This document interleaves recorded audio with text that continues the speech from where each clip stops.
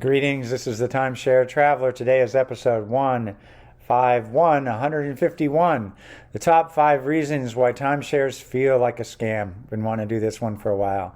So, the 5 topics I'm going to the top 5. The first one is buying under pressure. Oh my gosh, if you've looked at all search in timeshares, you will hear about the horrid sales presentation and the pressure.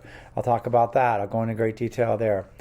The second one is details of deals not put in writing. So people think they got one thing and end up with something else. And so I feel like they were scammed. The third one is buying the minimum but less than you need. So you need to find out what you need in order to vacation. And often the salesperson has a minimum.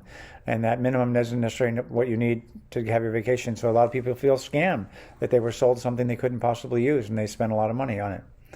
The fourth one is not realizing how many rules, options there are. Ownership. They actually can be quite complex. I've gotten really good at it, but I've dedicated time to learn about it, and that's what's required. Just going to spend a lot of money, worth learning it. And then the last thing that I want to talk about, it makes it feel like a scam, is the salesperson initially comes off as trying to help you and teach you and all that stuff. But the truth is, they're there to sell. They're not there to educate you. So learning how to, where the training is going to be is kind of a discovery process on each person. So I'm going to go in every one of those. And I actually have some remedies for every one of them, or recommendations for you. But anyway, before I do that, I'll tell you a little bit about my channel, and then I'll be right back to go into the details. Hang in there. Hi, this is Cliff, and I'm the Timeshare Traveler. Welcome to my channel. The purpose of my channel is to educate those who love traveling in timeshares. I've been an owner for 15 plus years at timeshare ownership. I have elite ownership with Marriott, Hilton, and Worldmark. I have published over 100 timeshare video reviews, and I've published over 95 timeshare tips. I can be found on Facebook at Timeshare Trav, at Twitter, Timeshare Trav, and on the web at www.timesharetraveler.com. Reason number 1, buying under pressure. Now here's the first thing. The sales teams in timeshares only get paid if you buy. It's a commission-only business, at least all the ones that I'm aware of.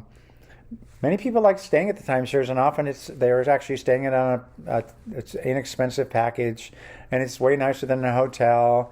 And so you come into the sales presentation, which is exactly the way it's planned, having had a great time, and now you're here to sort of get through the 30-minute presentation or the 60-minute presentation that you find out is 2 hours into it. You're still in conversations trying to figure out how to get out. And the bottom line is they go after your emotions and what you've just done, and they make it feel like this is the last chance you ever have to do this. You must act now. So let me first stop there. It will not be the last chance.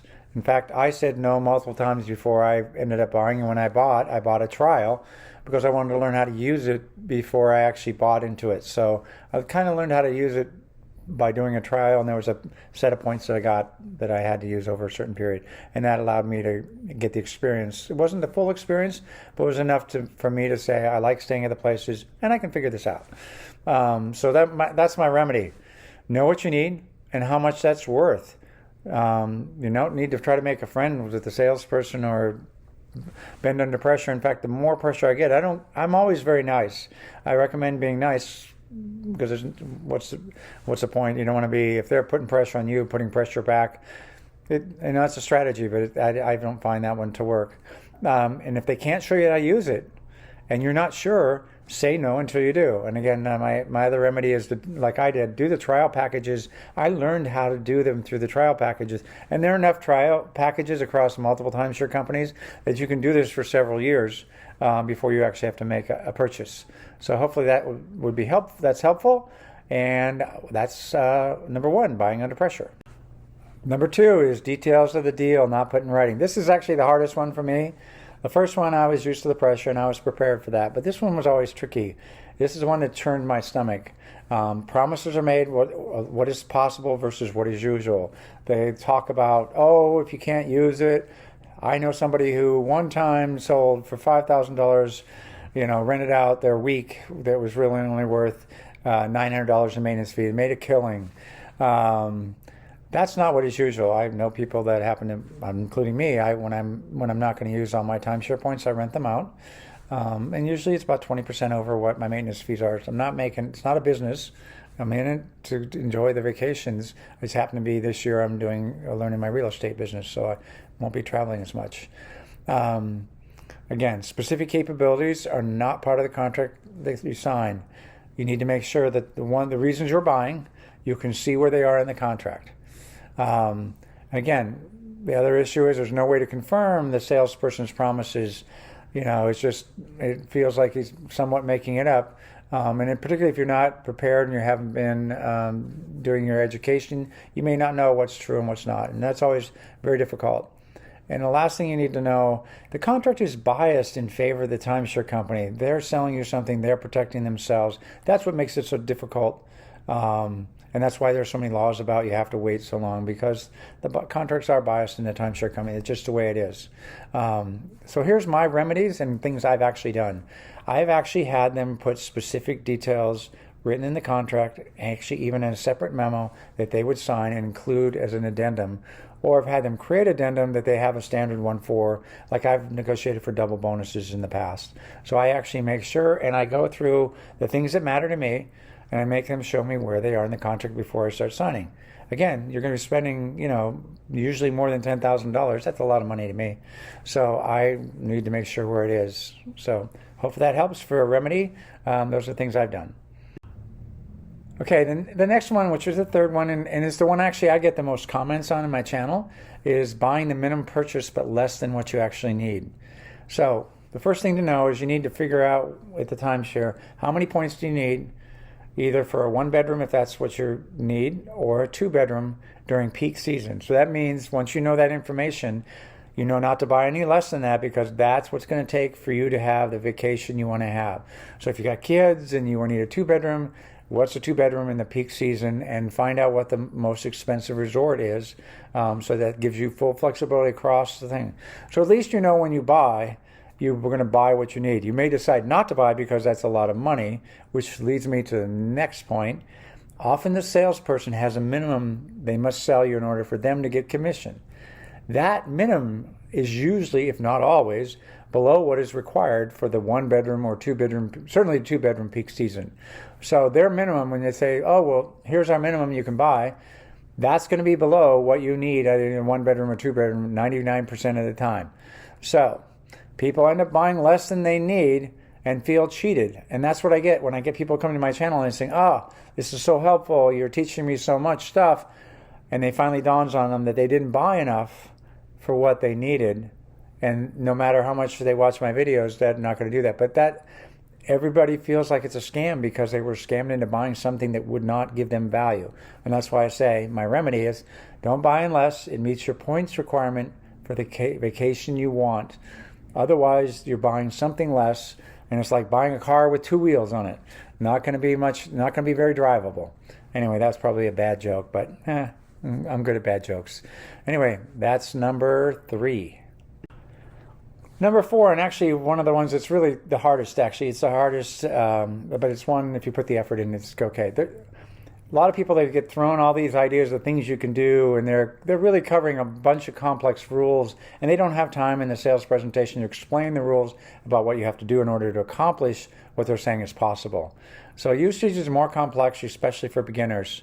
And I think it's just a matter of time. You just have to put the effort in. Some people never figure out how to use a system. And one of the things I always say, if it's a couple and one of you is not a planning person, generally, if you can plan further out, you're more likely to be able to get the resort you want to get. And in some cases, you have to plan 13 months out. And I know people that book 13 months out and then figure out if they really want to use it, because you can always cancel and somebody will pick it up off the wait list. So there's there is an example of something that's a little more complex than the person first starting out thinks. They think, oh, it's like a hotel, like as long as I book a month or two in advance, I'm going to get it. Or like an airplane, most of the time, if you book within 2 months, you're going to get the flight. And then timeshares is typically longer than that. And nobody, I guess I'm the first, maybe I'm the first person to tell you that. Most owners don't know how to use the extra perks, the exchanges, off-peak savings, resort specials, all kinds. There's all kinds, and each timeshare has a different.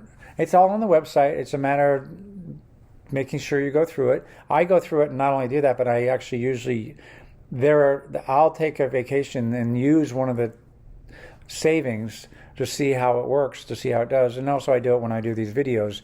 I actually do the thing before I actually do a video about it. That way I've actually learned about it before I can teach about it. Most people don't call the booking center and ask how to book various vacations. I've actually had good experience calling the people booking and ask, hey, I want to do this, and they'll explain the rules. And I always start out when I was a beginner. I'd start off, hey, I'm a beginner, so I'm going to ask you a bunch of questions that are very basic questions, but I'll get better over time, and I appreciate your time. And that I have never felt a bad situation from that. I've always gotten the help that I've wanted, so it's always worked out really good for me.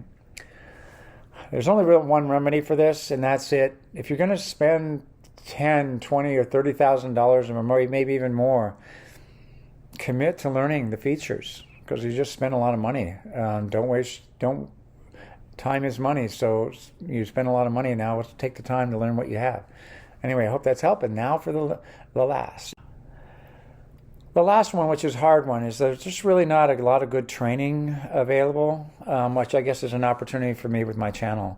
The presentation's a salesperson. Even the website is about trying to drive more sales. So much of the marketing and online information is really about being a sales presentation. They're going to make it look easy, even if it's not. The goal is to sell, not educate. They might do a little educating just to but it's really about closing the deal. They educate you enough to know that you get you excited about it. And there's nothing wrong with that, because I actually have found that I've gotten great value out of it. So I believe it, but it's not always apparent when you first start. I learned by calling the reservation team. They were really good. I'm going to do a shout out now for the Timeshare user group, better known as TUG. So it's Timeshare user group, and you can get to it on tug.net. And there's all kinds of beginning articles to read. You can post for questions, and you get great responses. The group is all about helping others, and so we were all beginners at one point, and I find the community exceedingly helpful to respond. So I recommend you do that. Search the forums, post your own questions. Watch videos on my channel or similar channels. Destination Exchange is another one. I can't remember what it's called. Destination. It's Jeremy. So I try to offer tips on how to extend my points. I have videos showing sample exchange bookings. And the remedy here is don't give up. Keep getting a little bit better over time. Hope you've enjoyed this video. That's my top 5. And don't forget to give it a like. And if you haven't subscribed, don't forget to subscribe.